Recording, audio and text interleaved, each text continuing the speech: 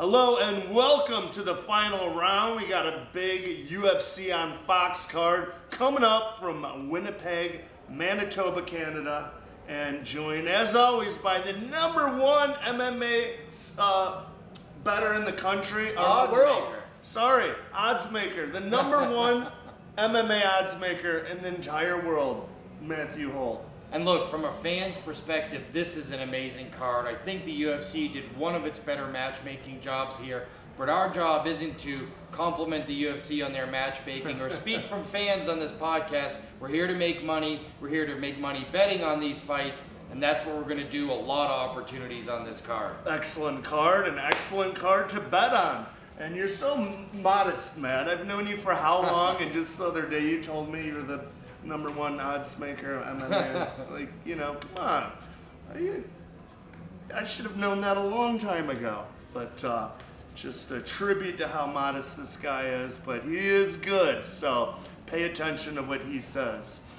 Well, let's not bury the lead. The main event, Rafael Dos Anjos versus Robbie Lawler. And right now, it's pretty much a pick-em. Yeah, and right out of the gate, I got to bet on this fight right out of the gate. I don't bet every fight. I did bet this fight. 2.5 rounds, over -135. I love the over here. I don't see this fight ending in an early knockout. I've gone back and forth about who's actually going to win this fight. Rafael Dos Anjos, 7-2 in his last 9 fights in the UFC. Only 2 losses, Tony Ferguson, Eddie Alvarez. Eddie Alvarez in a fight where he had Eddie Alvarez on the verge of getting knocked out. Alvarez stuns him and ends up knocking him out. And Tony Ferguson's just an absolute beast to deal with, as we've seen. Both of those can be excused. Rafael Dos Anjos had a bad weight cut, moves up to welterweight, wins over Tarek Saffiedine and Neil Magny since the move. I don't love either one of those guys. I don't know how much either of those wins tell you about Rafael Dos Anjos' ability to compete with the top 5 at welterweight. Similar to Donald Cowboy Cerrone, moved up to welterweight, looked really good for a few fights, and then had some problems, right? Got knocked out 2 fights in a row, lost 3 in a row. I think RDA is going to be small at welterweight, but I think he could actually outspeed, maybe out footwork Robbie in this fight. Here's one of the tricky things about betting on MMA that I think is one of the most important factors in being successful. Unlike team sports, where when your best defensive player, Lawrence Taylor, gets old and stops getting enough sacks, you still have 10 other guys on defense. When a fighter hits the wrong side of the mountain and starts the sled ride down after the long climb up, you have to know when that ride down is coming. I remember with Chuck Liddell on Chuck's way out, people would still bet Chuck constantly at the books with us, even though Chuck's chin had long disappeared, his footwork was gone, he didn't elude punches anymore, he didn't have head movement. I love Robbie Lawler. Anyone who loves MMA loves Robbie Lawler. But Robbie may be on the downside of the mountain right now. I feel like there's a reason why the UFC still hasn't even attempted to book Robbie Lawler, Tyron Woodley 2, and that's because Robbie Lawler, at this point, probably can't beat Tyron Woodley, and probably isn't interested in titles as much as he is, let's make some money, let's put on great fights. You're right. I don't think he'd beat Tyron Woodley at this point in his career, but I do think he'll beat Rafael Dos Anjos at this point of his career. And he may be on that slide, but hey, his chin is held up. He looked pretty good in this last fight. He beat Cowboy Cerrone pretty easily. I agree, but I don't know pretty easily. I thought Robbie wins 1 easy, Cowboy wins 2 easy, round 3's close, but Robbie gets it. We'll tell you a little something about Robbie Lawler's strategy. In 3-round fights, what he does is comes out, he tries to knock you out in the first round, which he almost knocked Cowboy out. He hit him with some big shots. Second round, he gives it away. He totally takes it off, which he did. And then the 3rd round, he tries to knock you out again. And that's kind of how the fight played out. And, you know, RDA, I like this fight, Robbie, for a couple of reasons. He's fought at 185 a few times in his career, most of his career at 170. RDA's moving up. RDA is fighting a southpaw, and he doesn't fight southpaws as well. And Robbie's got a little reach. Robbie's got a power advantage, and I don't see RDA being able to take Robbie to the ground. No, and look, only 5 knockouts and 27 wins for Rafael dos Anjos. All of those coming at 155 and not 170. He hasn't knocked anybody out at 170. He choked out Neil Magny, which seems to be an occurring theme at this point. Everyone chokes out Neil Magny all of a sudden. But I don't think anyone gets the finish here. Look, I want to root for Robbie Lawler in this fight. I'm a big fan. I don't know who wins the fight because I think it's pretty close at this point, but I don't see the fight ending early. Robbie doesn't have that one-punch power he used to. He doesn't really sit down as much as he used to on his punches. I think this one gets at least through halfway the fight, and I'm going to go ahead and lay the -135 that this fight goes over 2.5 rounds, and it's one of my favorite bets on the card. So Matt likes over in this fight. I like Robbie at -115, and I agree to all your points, but the only thing that worries me is the Eddie Alvarez fight with RDA. So it is a possibility. But RDA got caught going for a finish. How many guys have got caught, get overly aggressive going for a finish and then get caught? Well, there's 2 good bets on this fight, the over and Robbie Lawler, in my opinion. Co-main event, Ricardo Lamas fighting Josh Emmett. Huge step up for Josh Emmett. Yeah. And right now, Lamas -260 favorite. Not too surprised, but Emmett, tough guy, trains at Team Alpha Male, and 3-1 in the UFC. His sole loss being a split decision to Desmond Green. Does he have what it takes to take out Lamas? I don't know. I don't really. This is one of the few fights on this card I don't want to bet. So Ricardo Lamas, a legitimate 145-pound contender here. We're talking about a guy that's beaten Charles Oliveira, Jason Knight, Diego Sanchez, Dennis Bermudez, Cub Swanson. This guy's for real. His only 2 losses in his last 7 fights are to Chad Mendez and Max Holloway. Of course, a few years back, he lost the title shot to Jose Aldo. So he seems to only lose to the best of the best. That's great. Lamas has been awesome when he fights anybody else. Josh Emmett, to me, the one problem is 4 UFC fights, all 4 went the distance. Mm-hmm. All 3 wins went the distance in a loss. If you're going to beat Lamas, you probably need to be able to hurt him because he's been hurt before by big punchers. I don't think Josh Emmett has the ability to hurt him. And you and I always talk about, and I think this is the best framework for anybody betting on MMA. If you're going to bet a big underdog, how does he win the fight? What's the path to victory? I don't know what the path to victory is here for Josh Emmett, but I also don't want to lay 260 with a 35-year-old Ricardo Lamas at this point. I don't want to mess with the total because I think this fight's probably going to go the distance. Why not? Every other Josh Emmett fight in the UFC has gone the distance, so it's but I don't want to lay 170 with that. This thing ends up being a pass for me. Pass on my book as well. Yeah, just don't want to touch this one. So I'm glad to hear you're passing as well. When Matt passes on a fight that I passed on, I feel better about passing. So we're passing on down to the next fight on the card. Mike Perry versus Santiago Ponzinibbio right now. Ponzinibbio -165 favorite, and in my opinion, it is worth it. It is worth the -165 betting Ponzinibbio. He's 6 feet tall. He's going to have a reach advantage, and this guy, 25-3. That is an incredible record. He has tremendous power in his hands, as does Perry, but he also knows how to fight smart. He trains an American Top Team, and he's going to come in with a really good strategy, and I just don't see Mike Perry knocking him out with that one-punch power that he has. Yeah, and look, legit losses by Santiago Ponzinibbio, Ryan LaFleur way back in his first fight. In the UFC officially, and then the knockout loss to Lorenz Larkin. But since then, a great knockout win over Gunnar Nelson, wins over Nordine Taleb, some Zach Cummings, some quality guys. 14 knockouts in 25 wins for Santiago Ponzinibbio, a true knockout puncher. Mike Perry, 11-1, 11 knockouts. I've lost money trying to fade Mike Perry before. His last fight, it's hard to gauge anything out of Mike Perry's last fight because that kid he fought, Alex Reyes, was a last-minute replacement who basically moved up like 2 weight classes just to get a fight. Perry knocked him out. What a surprise. But Perry's knocked out plenty of other guys in the UFC who've been a lot more durable. I bet the under on this fight. 1.5 rounds. It's basically a pick 'em, 110, 115 on the under. I bet the under. I don't see someone not getting knocked the F out in this fight. Mike Perry hits as hard as anybody at 170 and anybody I've seen in a while at 170. I think you could compare Mike Perry's punching power to Robbie Lawler in his prime. It's like Jens Pulver pound for pound punching power in his prime. He hits guys, they go to sleep. That's a fact. All 11 wins by knockout. But Ponzinibbio is not only a devastating puncher, he's also a devastating kicker. So I think one of two things is going to happen. A, either Mike Perry is actually going to catch Santiago Ponzinibbio. And again, you talk about an underdog's path to victory. It's pretty easy with Mike Perry. All his wins are by knockout, 100% of them. If he's going to win, it's going to be because he catches Ponzinibbio with a big punch or a big knee.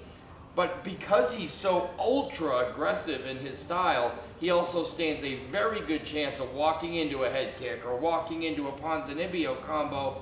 I don't see this one getting halfway through the fight. I'm betting under 1.5 rounds, and I feel pretty confident that someone's going to sleep.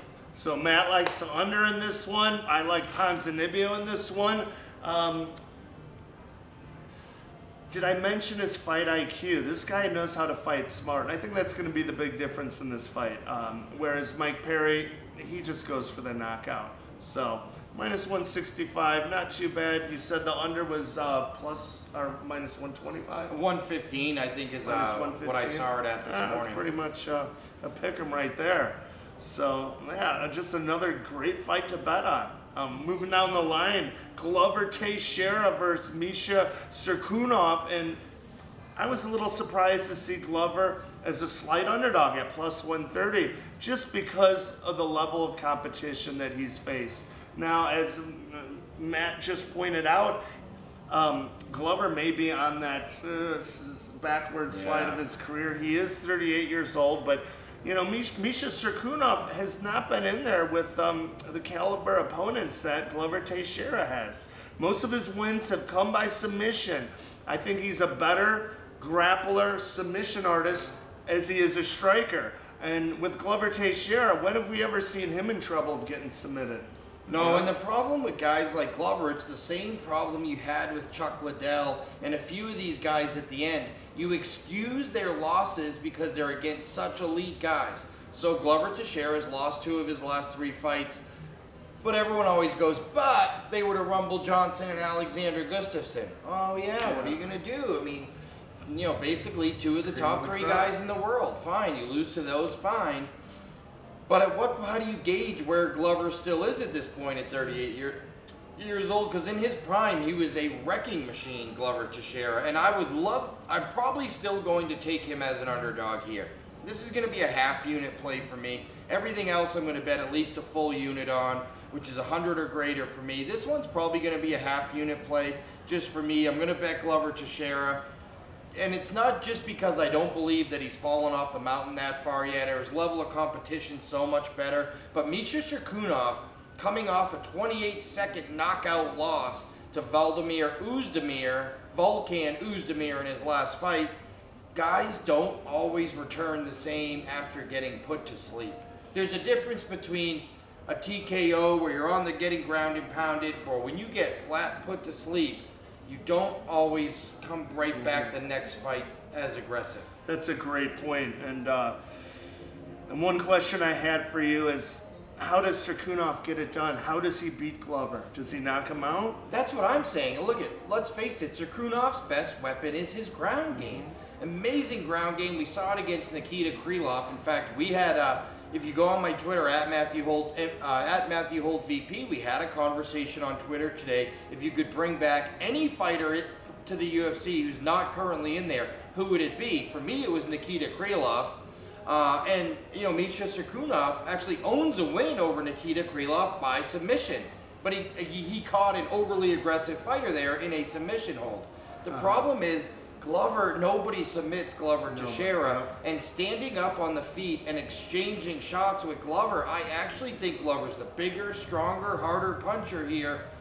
I think there's a lot of advantages as an underdog. Look, I wouldn't want to lay money with Glover here, but at plus 130, plus 135, I'm going ahead and putting a half unit on Glover Teixeira. I agree. I was really excited to see Glover as an underdog, and I really, the only way I see Cirkunov winning is by taking him down and submitting him, which isn't going to happen with Glover. I've never seen him in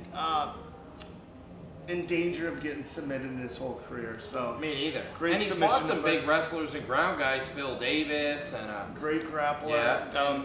And good wrestling himself. So yeah. I think he might be able to stuff Cirkunov's takedowns on the feet. I give him the advantage. And hey, if he's plus 130, I think that's a deal. I'm putting a little play on him as well.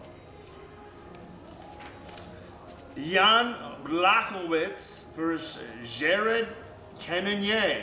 Did I say that right? The Killer Gorilla. That's his nickname, the Killer Gorilla, Jared Cannonier. Two light heavyweights here. Cannonier minus... ranked. What another great matchmaking job. Number 14 versus number 15 in the rankings. And right now, Cannonier, minus 185 favorite. And that's coming down. It opened minus $2. And the money's been coming in on Blachowicz here. I don't have a bet on this fight yet, but I'll tell you this. If the money keeps going the way it has on Blachowicz, at some point, and I don't know what it is for me yet, I have to think of what the number is. Maybe minus 170 or minus 160, but there is certainly a threshold here where if it gets low enough, I'll be on the favorite Cannonier. Well, yeah, I was surprised to see him at the open as this big of a favorite, and yeah, when I saw that, I didn't want to touch it. If it were a pick'em, I might have taken it. Look, I'll give Jan Blachowicz the level of competition advantage here, but he's 2-4 in the UFC his last 6 fights. This is a guy who doesn't win, and the wins came against like Devin Clark, and I think way back against Yair Latifi, who's, don't get me wrong, Yair Latifi is a good fighter, but 4 years ago, Yair Latifi, he lost to Corey Anderson, Patrick Cummins. I mean, Patrick Cummins. I mean, Jimmy, okay, you get caught, but Patrick Cummins... Well, that was a decision, actually.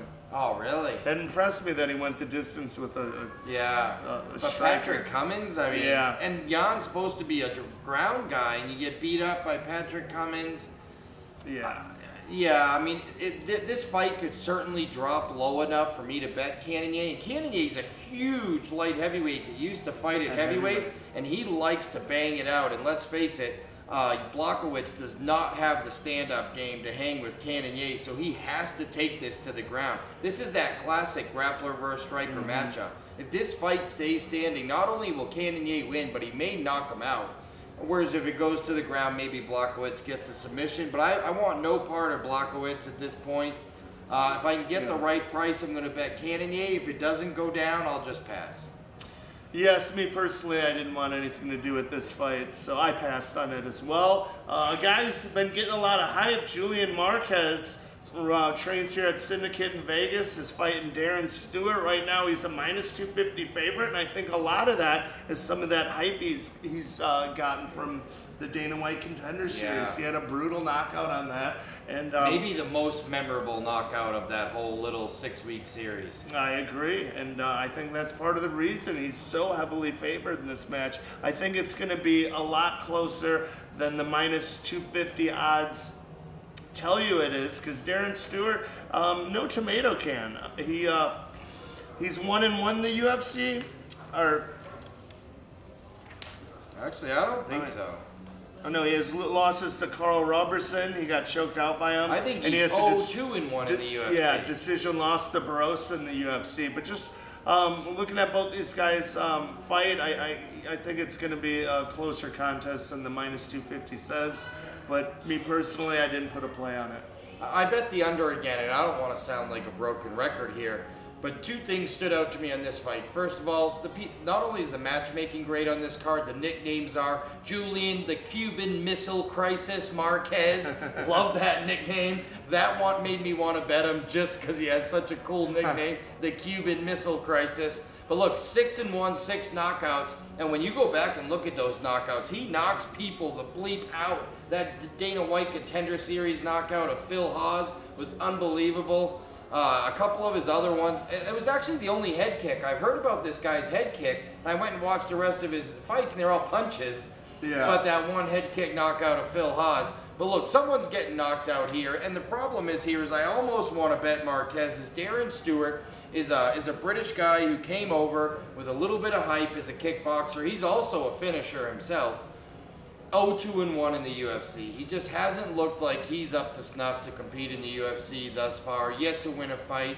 They're putting him in against the guy they probably want to win. Yeah. And the styles make fights here. You didn't bring in a 7-2 guy, 7-2-1 guy who's 0-2-1 in the UFC, who's a grappler. They brought in another kickboxer to stand and trade with their new big knockout artist, Julian, the Cuban Missile Crisis Marquez. And I expect this one to end less than halfway through the fight. And I like betting big guys that can bang anyway, because then when they do connect, people can go to sleep. And again, the under is a pick 'em, and I'm on the under again. Third time on this card, I'm betting the under. Wow. Me personally, I hate betting over and under. I just haven't had the best of luck with it in the past. But, you know, after the show, I might reconsider putting an under down on one of Matt's 3 under picks. But moving on, Chad Laprise, he's fighting galore. Bofando, a 5-2 record, and he's a +140 underdog. But those 2 losses are both by disqualification in fights that he was winning.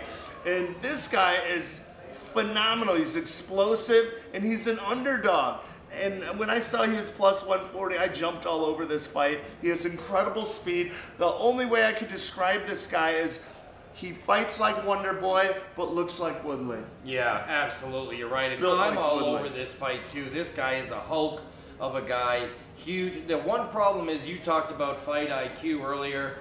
Bofando's, you have to question one of those DQ losses. I mean, this guy was obviously down. Bofando starts dropping the knees to his head. And,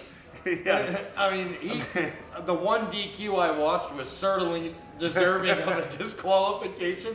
But look, basically he's never been defeated. He only defeated himself. So let's assume he doesn't lose his composure, he doesn't lose his cool. I love Bofando here at this price. Chad Laprise is actually one of those guys that gets a little public notoriety. He was on the Tough Canada vs. Australia show. That got him a little notoriety. Since then, he's been in a couple fights with some names. That got him a little notoriety. He fought Francisco Trinaldo, who's ranked. Of course, Francisco Trinaldo knocked him out. And I think that's what Bofando is going to do here. I have a 2-unit play at +140 on Bofando. And I agree. Look, this guy is amazing. He just needs to keep his composure, keep his cool. And I think he wins this fight. I actually like the fact that he's been DQ'd by illegal knees twice, because he obviously didn't learn from the first time. Yeah. But I'm thinking from the second time, it probably sunk in.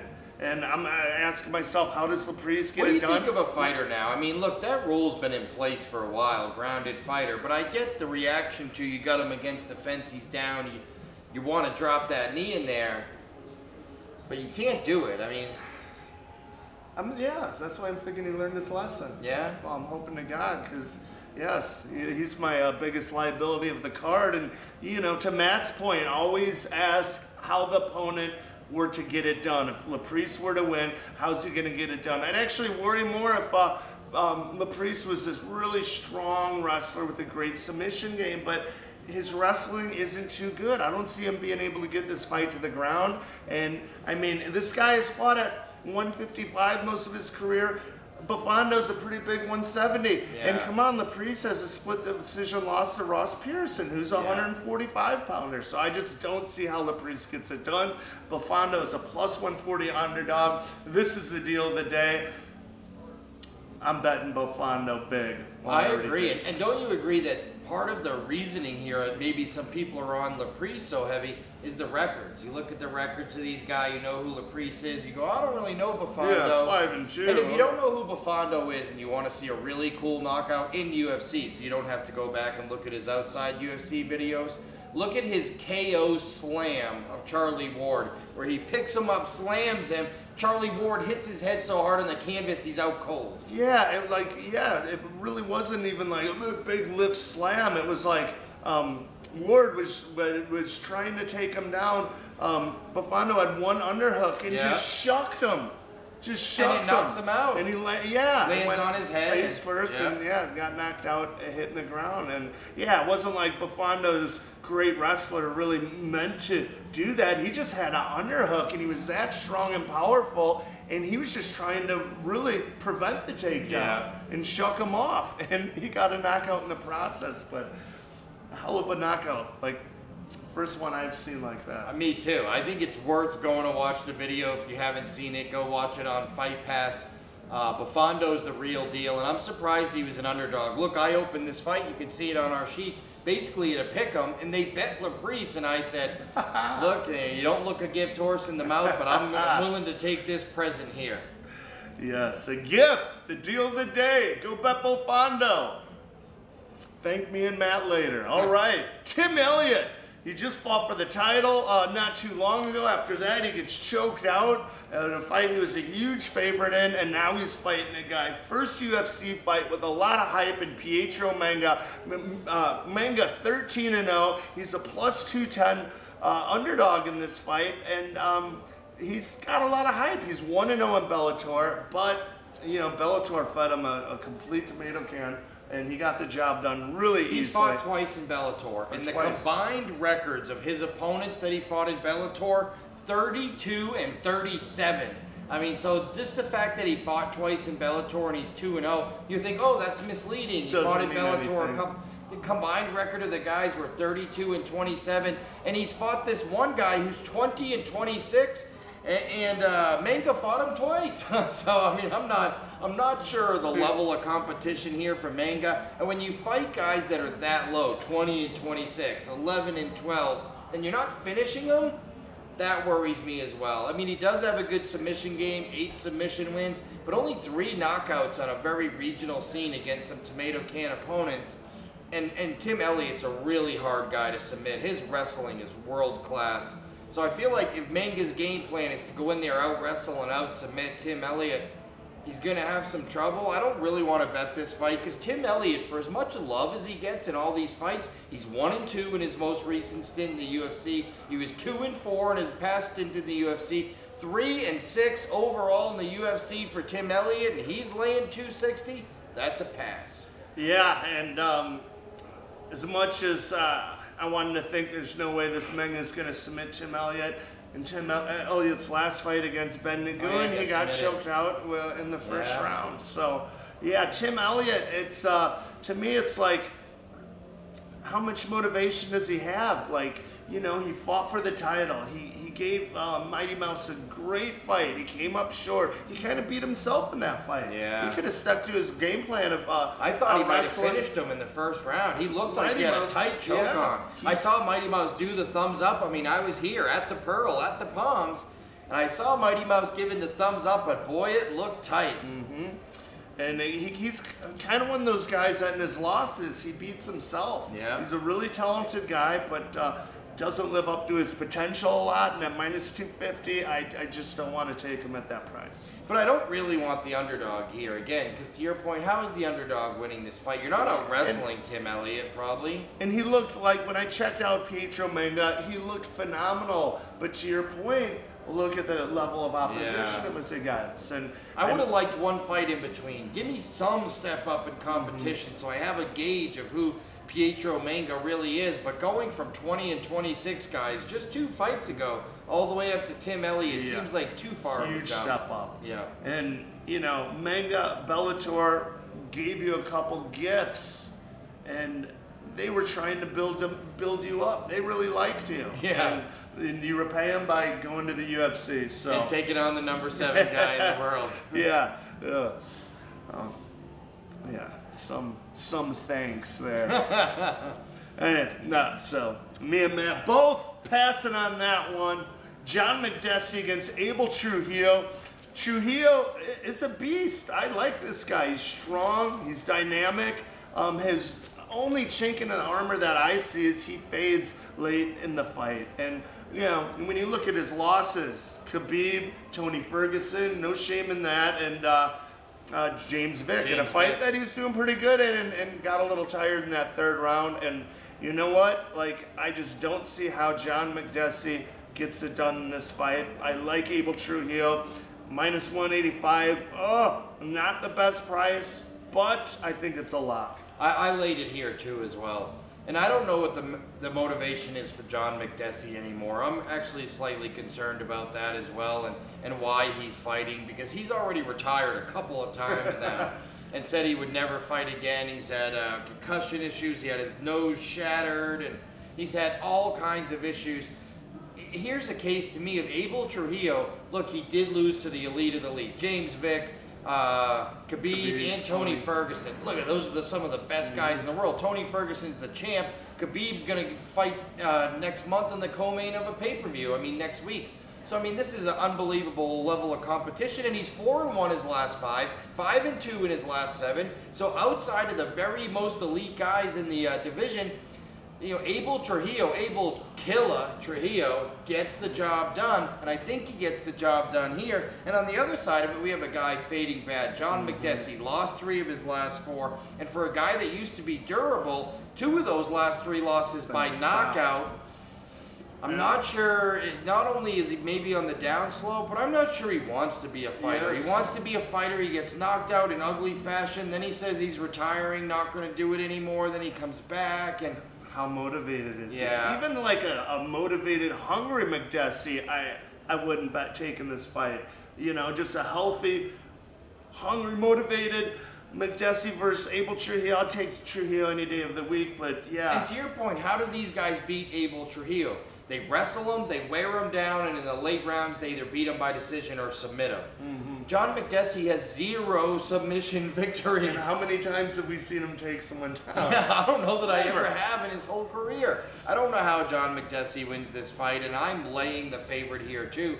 And lay it now, because once this thing hits $2 minus 220 by fight time, you won't want to lay that. Yeah. Lay minus 180 right now with Abel Killer Trujillo.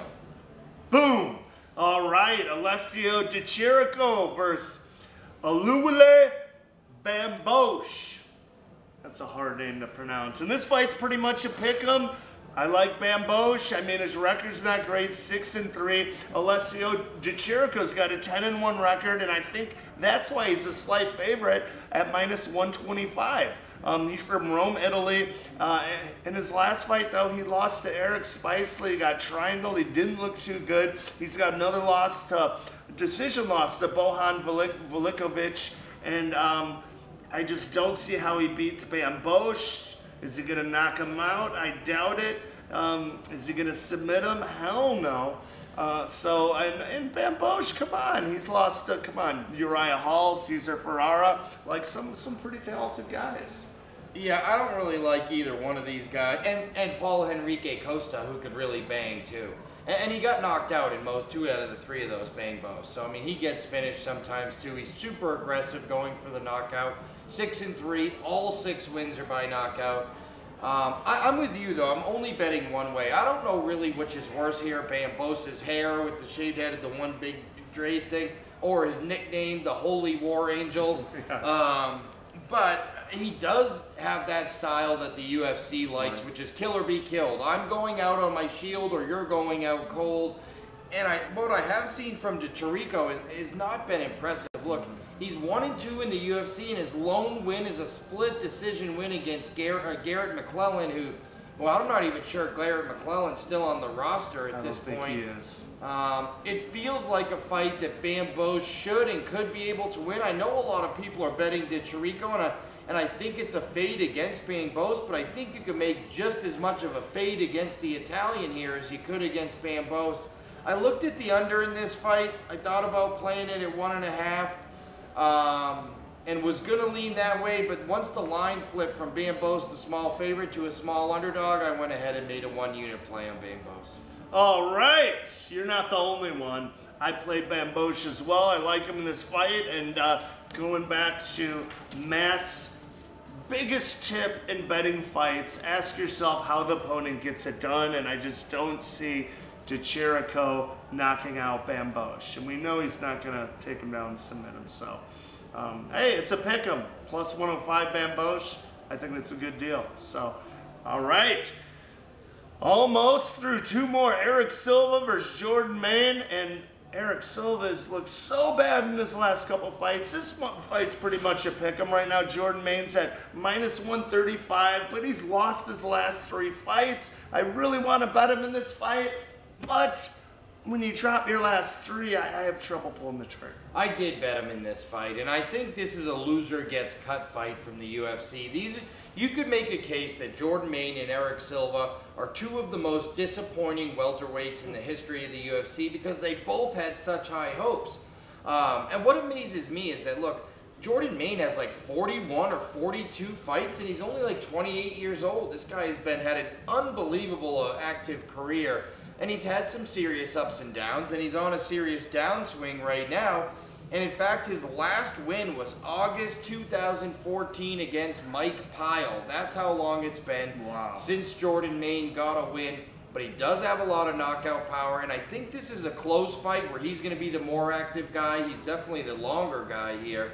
So he's going to have a height and reach advantage. He's probably going to throw more volume. He's the more creative submission artist. And don't underestimate the fact that he will have the hometown Canadian crowd. If this decision is close, you also get that advantage. Good point. I ended up throwing a half unit on Jordan Mein because when I started checking all the boxes, they all ended up on his side. Yeah. Eric Silva's a guy who every single time he steps up, John Fitch, Neil Magny, no matter who it is, they all beat Eric Silva. And as of late, he has looked terrible. Like Nordine Taleb, Yancy Medeiros. Nordine Taleb is below him on this. Yeah, and like I actually picked Silva in that fight against Yancy Medeiros. Just looking at Yancy's fight, he's not the fastest guy, not the hardest hitter, and doesn't have the best reputation. He's training the hardest. Yes, and some guys lose a step. When I saw Eric Silva that night, he had lost 2 steps. Yeah. And a lot of snap in his punching power. I could see Eric Silva fighting in Bellator in 2018. Good point, yes. All right, he likes Jordan in this fight. So do I. Haven't made a play yet, but now I am really considering it. And last fight on the card, Nordine Taleb versus Danny Roberts. Taleb -140 favorite. He trains at TriStar Gym. He's got a slight height and reach advantage against Danny Roberts, who's a +120 dog. How does Roberts get it done? I don't know. I want to bet on Danny Roberts because every time I look at him, hey, what's Hot Chocolate got? 14-2, one of the British guys. And not just 14-2, but 3-1 in the UFC. His only loss in the UFC is to Mike Perry. Look, no shame in losing to Mike. Yeah, no shame in losing to Mike Perry. He puts a lot of people to sleep. Hung Yu Kim, I mean, he puts a lot of people to sleep, Mike Perry, so no shame there. The win over Bobby Nash for Roberts was ultra impressive, but Nordine Taleb, he's kind of a grinder, 35 years old, doesn't have a good submission game, but he uses great defensive wrestling and a volume output striking game. I almost looked at the over on this because I feel like it goes probably a couple of rounds. The total's 1.5 over, I think, 70. And I thought, boy, this one's probably going to go, it's probably a favorite to go the distance. I saw some other books had it 2.5. Definitely 7.5. So maybe 1.5 here is, probably the right side. But I didn't want to lay the big juice here because Roberts, has shown he's vulnerable to What's the over? It was like 170. -170? Yeah, and I started to not like it as much. I'm actually going to pass this fight, but don't get me wrong, I'm really interested in it. The winner of this fight's probably going to get a top 15 opponent, so it's an important fight. Both these guys have winning records in the UFC. I just couldn't pull the trigger. Nordine Taleb is one of those guys that I bet against him a couple of times, and it's kind of like Michael Bisping at first. He just outworks you, right? He's constantly throwing, he's constantly working, and even though he doesn't hit that hard or doesn't have a submission game, at the end of the day, you watch this fight, you go, boy, that was close, but you're like, Taleb won, threw more, did more. I'm going to end up passing it. Me too, Matt. Yeah. But there's so many other good fights to bet on this card that,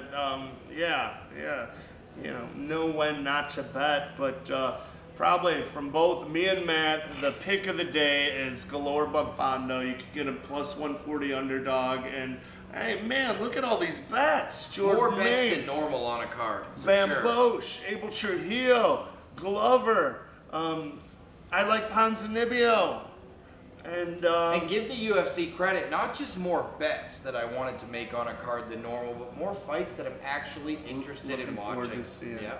And from really top to bottom. Competitive fights. Competitive fights that actually mean something to the fighters in their division. Like, oh, I could see the winner of that fight doing this, or 2 ranked guys. Yeah. The winner is good. I mean, really great card by the UFC here. Really, it is. And Bellator's been looking more and more like boxing, where you got a lot of mismatches on the card, and which is the reason we really didn't cover it. And I don't know how I feel. I feel like Bellator, unfortunately, and I don't know if it's going to work out or not. I mean, they have a wonderful welterweight title fight coming up next month with Roy McDonald and Diego Lima. But when you look at who's headlining every card after that, it's that heavyweight tournament where actually half the guys in it aren't even heavyweights, and the heavyweights that are all over 40. There's a lot of eggs in a basket with heavyweights all over 40 and a bunch of light heavyweights pretending to be heavyweights. I hope it works out for Bellator. Well, hey, I'm going to watch it. Yeah, I will watch it too. Yeah, I will watch it too. But yes, the fight's you have a heavyweight tournament and half the guys aren't even heavyweights. It's all about the names. Let's put the biggest names in the basket. But excellent card. UFC on Fox 26 from Winnipeg, Manitoba, Canada. And for the #1 odds maker on MMA in the world, Matthew Holt, I'm Stephan Bonnar saying thanks for tuning in. See you next week on the final round.